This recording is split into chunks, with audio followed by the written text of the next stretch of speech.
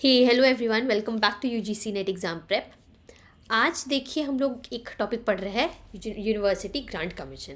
अब आप लोग सोच रहे होंगे कि यूजीसी तो रिप्लेस हो गया एचईसीआई से तो ये वाला हमारे सिलेबस में है कि नहीं। तो यूनिवर्सिटी ग्रांट कमीशन अभी भी हमारे सिलेबस में है। क्वेश्चंस यहाँ से आ सकते हैं क्योंकि वो एचईसीआई जो है हटने का फ्रेज में है पर पूरी तरीक़ा से हटा नहीं है। जब तक हमारा यूजीसी नेट का एग्ज़ाम पूरा मेंशन नहीं कर देता है कि वो एचईसीआई के थ्रू लिया जा रहा है, तब तक ये वाला हमें स्टडी करना है। तो ये पर्टिकुलर लेक्चर को मैं डिलीवर कर रही हूँ ताकि आप लोग समझ सकें क्या क्या पढ़ना है इसके अंडर। ठीक है, सो विदाउट वेस्टिंग टाइम हम लोग स्टार्ट करते हैं आज के लेक्चर को। फर्स्ट ऑफ ऑल देखिए, यूनिवर्सिटी ग्रांट कमीशन वो एंटिटी है of the Indian government operating under the ministry of education. ठीक है, ये एजुकेशन को कंट्रोल करता है, हायर एजुकेशन को बेसिकली कंट्रोल करता है। ये पार्लियामेंट के एक्ट के थ्रू बना है 1956 में। Responsible for coordinating university education and maintaining academic standard. Academic standard को मेंटेन करने के लिए ये वाला रेगुलेशन हमारा आया है। ठीक है, ये प्रोवाइड करता है funding to deserving institutes of higher education and higher learning.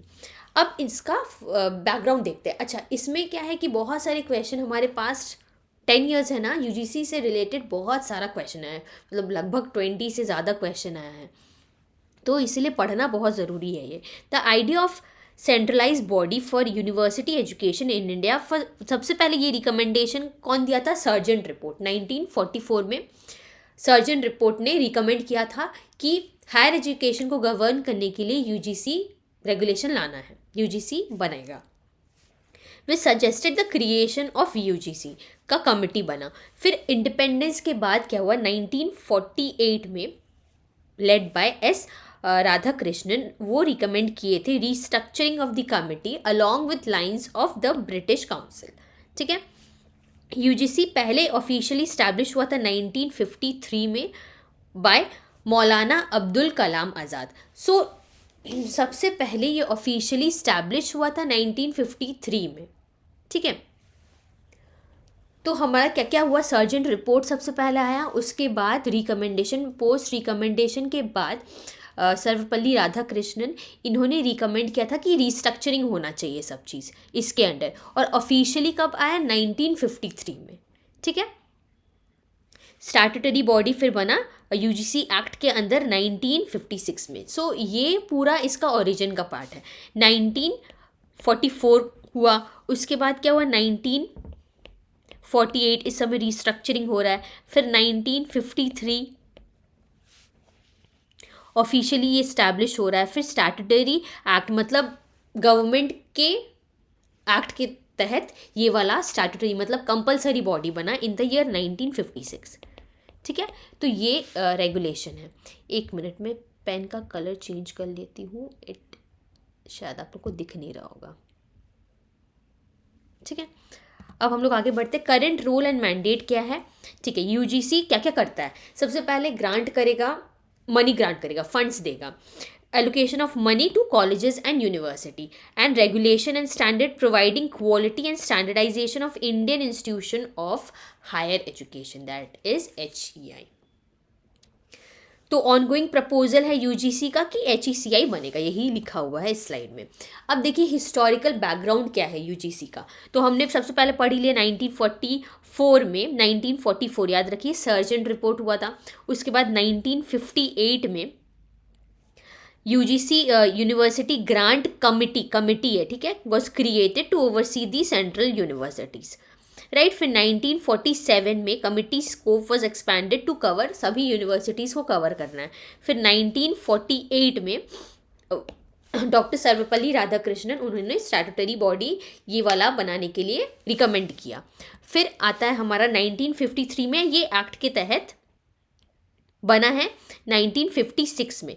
तो फॉर्मली इनॉग्रेशन हुआ था, इनॉग्रेटेड बाय मौलाना अब्दुल कलाम आज़ाद 1953 में। उसके बाद ये स्टैट्यूटरी पावर्स में आया पूरा। ठीक है, एक्ट के तहत ये बना 1956 में। तो ये पूरा चीज़ आप लोगों को बाय हार्ट होना चाहिए, ये वाला स्लाइड एंड देन ये वाला स्लाइड, जो कुछ सालों से दे रहे हैं बच्चे, उन लोगों को तो पता होगा ये सब कितना इंपॉर्टेंट है। जो भी न्यू आए हैं अभी, जो जिनका एग्ज़ाम है इस साइकिल में 2026 में जस्ट एमकॉम करके आया है, उन लोगों को ये सब न्यू लग रहा होगा, ठीक है। तो ये वाला चीज़ बेसिक पार्ट है, आप लोगों को पता होना चाहिए। अच्छा, ऑपरेशंस कहाँ कहाँ हुआ है? 6 रीजनल सेंटर्स है। कहाँ है? पुणे, हैदराबाद, कोलकाता, बॉम्बे, गुवाहाटी एंड बैंगलोर। ये सब चीज़ रीजनल सेंटर्स है। क्या क्या है? पुणे है, हैदराबाद है, कोलकाता, भोपाल, गुवाहाटी एंड बैंगलोर। ये हो गया। PHK एंड BGB, ये तो हो ही जाएगा यार, छोटा सा ही है, निमोनिक टाइप का। फिर अभी प्रेजेंटली कहाँ है? हेडक्वार्टर्स इज लोकेटेड एट बहादुर जा सफर मार्ग में, न्यू दिल्ली में, जो कि है। एंड ममिंदा दला जगदीश कुमार, ये हमारे करंट चेयरमैन है। अच्छा, करंट चेयरमैन जो है ये भी हम लोग का एग्जाम में पूछा गया, प्रीवियस ईयर क्वेश्चन है, ठीक है।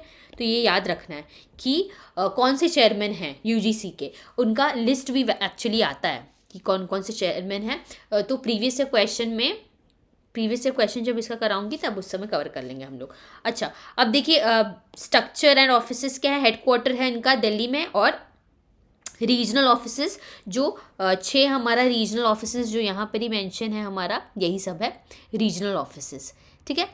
अब हम लोग आगे बढ़ते हैं। अच्छा, अब ये न्यूज़ में क्यों है? University grant commission.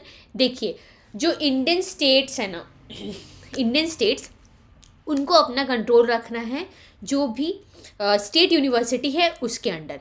अब अगर यूनिवर्सिटी ग्रांट कमीशन आ गया, जो कि गवर्न होता है सेंट्रल गवर्नमेंट के थ्रू, ठीक है, सेंट्रल गवर्नमेंट के थ्रू, तो अब अगर ये वाला आ गया तो जितना भी स्टेट गवर्नमेंट का यूनिवर्सिटी है अब वो गवर्न सेंटर से होंगे। इसीलिए उसको हटाने के लिए स्टेट लोग क्या कर रहे हैं, वो लोग कंसर्न दिखा रहे हैं over federal autonomy and educational standards. इसीलिए ड्राफ्ट को, UGC का ड्राफ्ट है उसको रिमूव करने का मांग किया जा रहा है अंडर द रेगुलेशन ऑफ 2025। ये करंट हमारा स्टेट है, ठीक है। और ये रेगुलेशन के अंडर ये नाम है पूरा, ये वाला जो है, ये जो रेगुलेशन है university grant commission, minimum qualification, ये वाला चीज़ पूरा नाम है उस चीज़ का, रेगुलेशन का। तो ये अच्छे से पढ़ लीजिएगा, ठीक है। फिर आता है मेन प्रोविज़न क्या है। ये जो ड्राफ्ट है 2025 का, इसका मेन की प्रोविज़न होता है ना, वो क्या है? तो देखिए, draft centralises the selection process of इनका वाइस चांसलर। वाइस चांसलर अब सेंटर के थ्रू अपॉइंट होगा by removing the role of state government. लोग कुछ भी अब कंट्रोल इस चीज़ में नहीं कर सकते, इसलिए इस चीज़ का अपोज किया जा रहा है। फिर क्या है, अगर यूनिवर्सिटी ग्रांट कमीशन का बात नहीं माना गया तो क्या होगा? फंडिंग वहाँ से जो भी ग्रांट मिलता है वो सब चीज़ बंद कर दिया जाएगा। अब VC को 3 years to 5 years अपने टेन्योर कंप्लीट करना है। 3 years था पहले, अब उनका 3 years से हो गया है 5 years का। Draft allows to appointment of non academic, जो भी नॉन एकेडमिक फील्ड में है, जिनका कम से कम 10 साल का एक्सपीरियंस है, ठीक है, वो पब्लिक एडमिनिस्ट्रेशन या फिर पब्लिक पॉलिसी, मतलब गवर्नमेंट, जो IAS IPS है वो सब में जा सकते हैं, जो भी नॉन एकेडमिक फील्ड से है। फिर आता है draft proposes making entrance exam mandatory हो जाना चाहिए for the undergraduate courses and the draft strength and academic industry. ये जनरल चीज़ है। प्रमोट करेंगे इंडियन लैंग्वेजेस को, इन्हांस करेंगे transparency and even include sports person in teaching roles. तो ये हमारा पूरा ये ड्राफ्ट है, ठीक है, जो रेगुलेशन है 2025 का। इम्पोर्टेंट क्योंकि आपका रीसेंट जो एग्ज़ाम होगा उसमें आ सकता है, ठीक है। So this was all about today's lecture. अब हम लोग नेक्स्ट पार्ट में मिलेंगे, इसका सेकेंड जब लाऊंगी उसमें हम लोग आगे का फर्दर डिस्कस करेंगे, रोल एंड फंक्शंस वगैरह है। फिर ये वाला UGC आपका पूरा प्रिपेयर हो जाएगा। देन उसके बाद हम लोग क्वेश्चंस करेंगे related to this university grant commission, ठीक है। सो हम लोग मिलते हैं नेक्स्ट लेक्चर में। Till then take care, bye bye and keep studying, keep learning.